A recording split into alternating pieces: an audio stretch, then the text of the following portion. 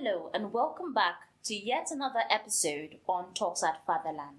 Today we'll be talking about the Berlin Conference. The aim of the Berlin Conference was to regulate European competition for African territories, focusing on establishing guidelines for colonization. This led to arbitrary border drawing, often disregarded local distinctions. The doctrine of effective occupation required practical control for territorial claims. This legacy includes enduring ethnic tensions from artificial borders and lasting economic and social impacts of colonialism on modern Africa. As always, I won't be the only one talking on this particular topic. In the house, we have a researcher and analyst in person of Femi Bamidele. We're happy to have you again. It's always a pleasure. And I am your host, Fiona Nanna. Talks at Fatherland. So without further ado, let's delve into today's questions. Okay, so Mr. Femi, what geopolitical factors spurred the convening of the Berlin Conference in 1884 to 1885? Yeah, the Berlin Conference was a much needed meeting, among all European powers then, the United Kingdom, France, Italy, Portugal, and the rest. So they had to come together to agree on some certain rules were laid down for them to be able to conquer Africa. So they came at an agreement that some part or a particular nation would have power over some parts of Africa. So with the help of that conference that they developed like a blueprint, like a design, a model that helped them, to split Africa into bits. That okay, you should go to this side, you should go to this side. So this helped them in the acquisition of each African country. So how did the decisions impact Africa's contemporary borders?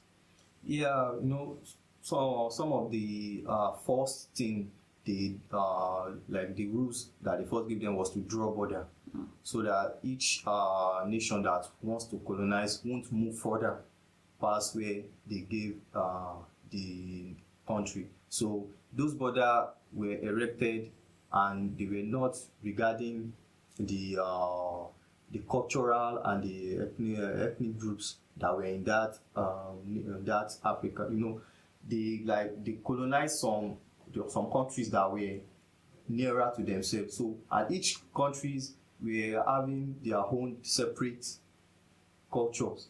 So they didn't regard that at all. They just mounted their own border. So this caused conflict between those countries when the colonizers left. So it led to a conflict that we see even till today. Now in some modern Africans, now you see them fighting for land. They're trying to claim back. Some are saying it's there, some are also saying it's there. So it's left them in disagreement. So could you elucidate the doctrine of effective occupation and its pivotal role in Africa's colonization? Yeah, first of all, the doctrine of effective occupation. That means before these European powers were able to occupy each African nation, they had to get like a proof that they had the right to come conquer the country. So they gave them the doctrine was like a pretext that they needed to show that okay, we have the right to come here and more like a warranty. More like a warranty, yeah. So it also gave them the opportunity to exploit every resources found in the country they went to. So it actually helped them a lot, because normally the African countries too might, try to resist. Yes. But it give them some leverage. You give them leverage over them. Yes. Yeah. So in what ways did the Berlin Conference shape the enduring legacy of colonialism in Africa? Yeah, the conference, it gave them the blueprint, the design for them to be able to exploit resources from those countries. Like it make the work easier for them. Yeah. So then it's also it changed some cultural beliefs of those countries. But these people, it's the conference. I mean, let me say when they came, all these things, the things the white people or the colonial, what they do, the Africans were now accepting it like theirs. Yeah. So it started to change their own way of living too.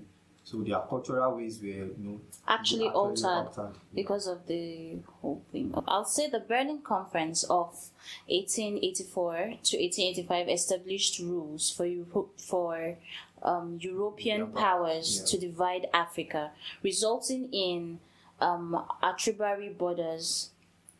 Yes, they were the mounted borders to show that, okay, this is my home territory. Yes. This is your own territory, so you don't go further than that. So the event's impact endures with lingering conflicts and socio-economic challenges. Yes. Understanding its historical weight, is crucial for comprehending modern African dynamics, highlighting the lasting effects of colonialism. Yes. So I want to say thank you so much for coming on this episode.